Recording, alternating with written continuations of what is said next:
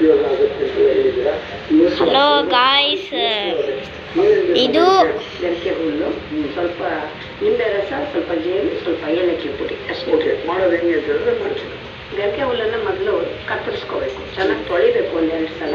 ತೊಳೆದು ಆಮೇಲೆ ಕಟ್ ಮಾಡಿ ಹಾಕಲಿಲ್ಲ ಅಂದರೆ ಬೇರೆ ಸಿಕ್ಕಲ್ಲ ಹುಲ್ಲು. ಅದಕ್ಕೆ ಕಟ್ ಮಾಡಿ ಅದನ್ನು ಸ್ವಲ್ಪ ನೀರು ಹಾಕಿ ಚೆನ್ನಾಗಿ ರುಬ್ಕೋಬೇಕು. ರುಬ್ಬಿದ್ದನ್ನು ಶೋಧಿಸ್ಕೋಬೇಕು. ಶೋಧಿಸಿದ್ದಕ್ಕೆ ನಿಂಬೆ ರಸ, ಜೇನು, ಏಲಕ್ಕಿ ಪುಡಿ ಎಲ್ಲ ಹಾಕಿ ಮಿಕ್ಸ್ ಮಾಡಿ ಕುಡಿಯೋದಷ್ಟು. ಓಕೆ, ಸುಲಭ. ನಾನು ಇದನ್ನು ಮಾಡ್ತೀನಿ. ಇದರಿಂದ ಏನು ಉಪಯೋಗ ಇದೆ ಅದನ್ನು ನೀವು ಹೇಳಿ. ಸಾಮಾನ್ಯವಾಗಿ ಕಾಲು ಕೊಳೆತಕ್ಕೆ ಸಿಕ್ಕುವಂಥ ಹುಲ್ಲುಗಳಲ್ಲಿ ಎಷ್ಟೊಂದು ಶಕ್ತಿ ಇದೆ ಅಂದರೆ ಈಗ ಅದ್ಭುತವಾದದ್ದು. ಈ ಗರಿಕೆ ಹುಲ್ಲು ಅನ್ನೋದು ಒಂದು 100 ಕಾಯಿಲೆ ಯಾರು ವಾಸಿ ಮಾಡ್ಬೋದು. ಅಷ್ಟು ವಿಶೇಷವಾದದ್ದು ಗರಿಕೆ ಹುಲ್ಲು. ಅದನ್ನು ಅನಂತ ಮತ್ತು ಸಹಸ್ರವೀರ್ಯ, ದುರ್ವ, ತುಂಬ ಹೆಸರುಗಳಿಂದ ಕರೀತಾರೆ ಸಂಸ್ಕೃತದಲ್ಲಿ. ಪಾತಾಳ ಬೇರು ಅಂತ ಹೇಳಿ ಕನ್ನಡದಲ್ಲಿ ಕರೀತಕ್ಕಂಥದ್ದು. ಯಾಕೆ ಹಂಗಂತಾರೆ ಅಂದರೆ ಬೇಸಿಗೆ ಕಾಲ ಬಂದರೆ ಗರಿಕೆ ಹುಲ್ಲು ಗುರುತಿತ್ತ ಅಂತಲೂ ಇಲ್ಲ, ಹಂಗೆ ಒಳಗೋಗ್ಬಿಟ್ಟಿರುತ್ತೆ, ಎಲ್ಲೂ ಕಾಣಿಸೋದೇ ಇಲ್ಲ. ಮಳೆ ಬಿದ್ದರೆ ಸಾಕು ಪಟ್ಟಂತ ಚಿಗುರುತ್ತೆ. ಭೂಮಿಯ ಆಳದವರೆಗೆ ಇದು ಬೇರು ಬೆಳ್ಕೊಂಡು ಹೋಗಿರುತ್ತೆ. ಅದಕ್ಕೆ ಪಾತಾಳ ಬೇರು ಅಂತ ಹೇಳಿ ಕರೀತಕ್ಕಂಥದ್ದು. ಅದಕ್ಕೆ ಒಂದು ಹನಿ ನೀರು ಬಿದ್ದರೆ ಸಾಕು, ಅದಕ್ಕೆ ಏನು ಮಾಡಬೇಕಾಗಿರೋ ತನ್ನ ಮಳೆಗಾಲದಲ್ಲಿ ಯಥೇಚ್ಛವಾಗಿ ಗರಿಕೆ ಹುಲ್ಲು ನಮಗೆ ಸಿಕ್ಕತ್ತೆ. ಈ ಗರಿಕೆ ಹುಲ್ಲನ್ನ ನಾವು ಹಿಂದೆ ಟೀ ಥರ ಮಾಡಿ ಅದ್ರ ಪ್ರಯೋಜನಗಳನ್ನೆಲ್ಲ ಹೇಳಿದ್ವಿ. ಈ ಶರಬತ್ತಿನ ಥರ ಮಾಡೋಣ ಅಂದರೆ ಹಸಿಯಾಗಿ ಇದು ಗರ್ಕೆ ಶರ್ಬತ್ ಅಂತೆ ಗಾಯ್ಸ್. ಇಷ್ಟೆಲ್ಲ ಪರಿಕರಗಳು ಹಾಕದೇ ಇದ್ರೂ ಪರವಾಗಿಲ್ಲ, ಬರೀ ಗರಿಕೆ ರಸ ತೆಕ್ಕೊಂಡು ಅದಷ್ಟನ್ನೇ ಕುಡಿದ್ರು ಕೂಡ ಒಳ್ಳೆಯದೇನೆ. ನಾವು ಒಂದು ಸ್ವಲ್ಪ ಕುಡಿಯೋದಕ್ಕೂ ಚೆನ್ನಾಗಿರಬೇಕಂತ ಎಲ್ಲ ಮಾಡಿ ತೋರಿಸ್ತಾ ಇರ್ತಕ್ಕಂಥದ್ದು. ಗರಿಕೆ ರಸ ಅಂತವೇ ಗಂಡಸರಿಗೆ ಕೆಲವು ರೀತಿ ಸಹಾಯ ಆಗುತ್ತೆ, ಹೆಣ್ಣು ಮಕ್ಕಳಿಗೆ ಕೆಲವು ರೀತಿ ಸಹಾಯ ಆಗುತ್ತೆ. ಯಾರಿಗೆಲ್ಲನೂ ಜೀರ್ಣಕ್ರಿಯೆ ಕುಂಠಿತ ಇರುತ್ತೆ ಅಂಥವರಿಗೆ ಸಹಾಯ ಆಗುತ್ತೆ. ಮಲಬದ್ಧತೆ ಯಾರಿಗಿರುತ್ತೆ ಅವರಿಗೆ ತುಂಬ ಸುಲಭವಾಗಿ ಮಲ ವಿಸರ್ಜಿತವಾಗುತ್ತೆ. ಯಾರಿಗೆ ಪೈಲ್ಸ್ ಸಮಸ್ಯೆ ಇರುತ್ತೆ ಅವರಿಗೆ ಅತ್ಯಂತ ಶ್ರೇಷ್ಠ ದರ್ಜೆಯಲ್ಲಿ ಇದು ಸಹಾಯವನ್ನು ಮಾಡುತ್ತೆ. ಗರ್ಭಿಣಿ ಸ್ತ್ರೀಯರಿಗೆ ಹೆರಿಗೆಯ ನಂತರದಲ್ಲಿ ಬರ್ತಕ್ಕಂತಹ ಸಮಸ್ಯೆಗಳಿಗೆ, ಗರ್ಭಕೋಶಕ್ಕೆ ಸಂಬಂಧಪಟ್ಟಂತಹ ಸಮಸ್ಯೆಗಳಿಗೆ ಇದರಲ್ಲಿ ಔಷಧಿ ಇದೆ.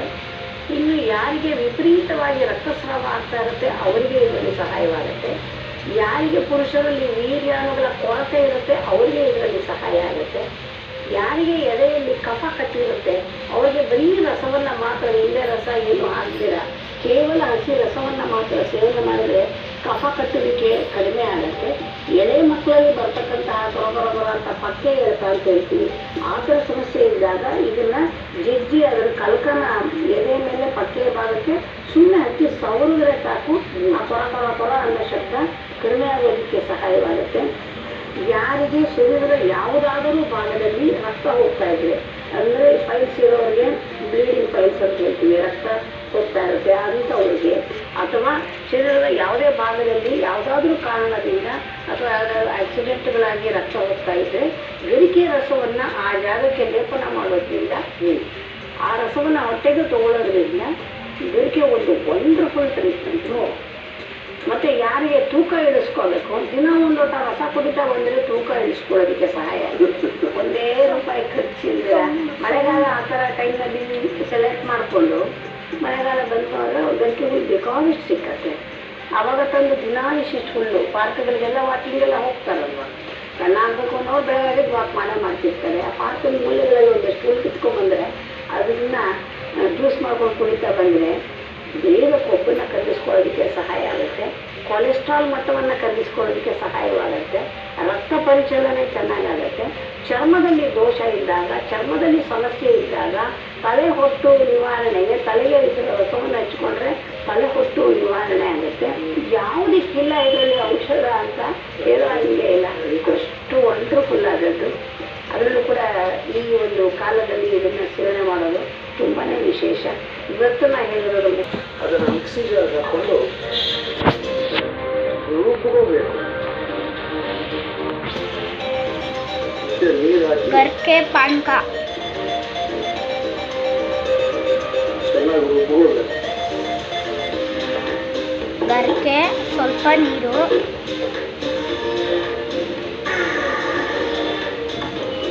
ರುಬ್ಬಿದ್ದಾಯ್ತು. ಈಗ ಇದನ್ನು ಶೋಧಿಸ್ಕೊಳ್ಳೋದು.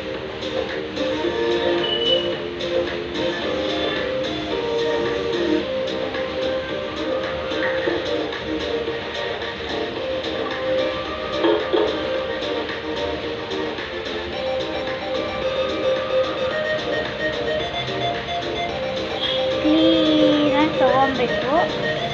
ಸೊ ಈ ಗರಿಕೆ ಹುಲ್ಲಿನ ಪಾನಕ ಮಾಡೋದಕ್ಕೆ ಫಸ್ಟ್ ಸ್ಟೆಪ್ಪೇ ಈ ಥರ ರುಬ್ಬಿಕೊಂಡು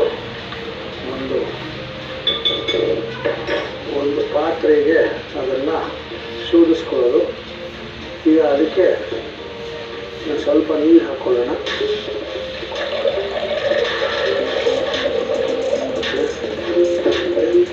ನಿಂಬೆ ಹಣ್ಣಿನ ರಸ, ಏಲಕ್ಕಿ ಪುಡಿ ಒಂದು ಸ್ವಲ್ಪ, ಏಲಕ್ಕಿ ಪುಡಿ, ಆಮೇಲೆ ಜೇನುತುಪ್ಪ,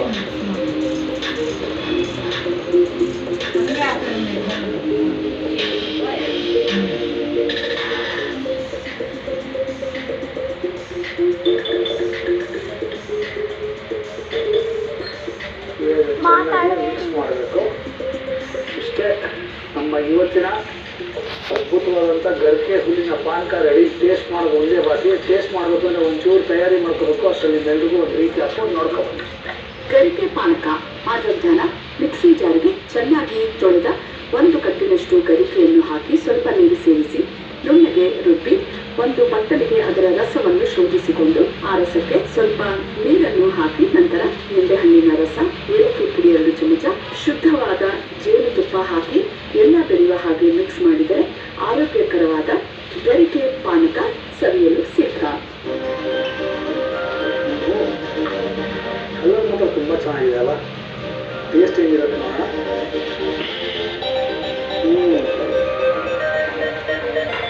ಚೆನ್ನಾಗಿದೆ. ಜೇನುತುಪ್ಪ ಒಳ್ಳೆ ಮಧುರತೆ ಕೊಟ್ಟಿದೆ. ನಿಂಬೆ ಹಣ್ಣಿನ ಹುಳಿ ಚೆನ್ನಾಗಿದೆ.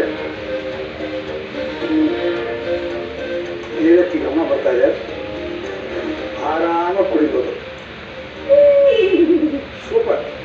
ನಮ್ಮ ಇವತ್ತಿನ ಬೊಂಬಾಟ್ ಬೋರ್ಡ್ನ ಕಾರ್ಯಕ್ರಮ ಮುಗಿಸುವಂತ ಸಮಯ ಬಂದ್ಬಿಟ್ಟು ದಯವಿಟ್ಟು ನಿಮ್ಮ ಅಭಿಪ್ರಾಯಗಳನ್ನ, ಟೀಕೆಗಳನ್ನ, ಸಲಹೆಗಳನ್ನ ನಮಗೆ ಬದಲಿಸಿ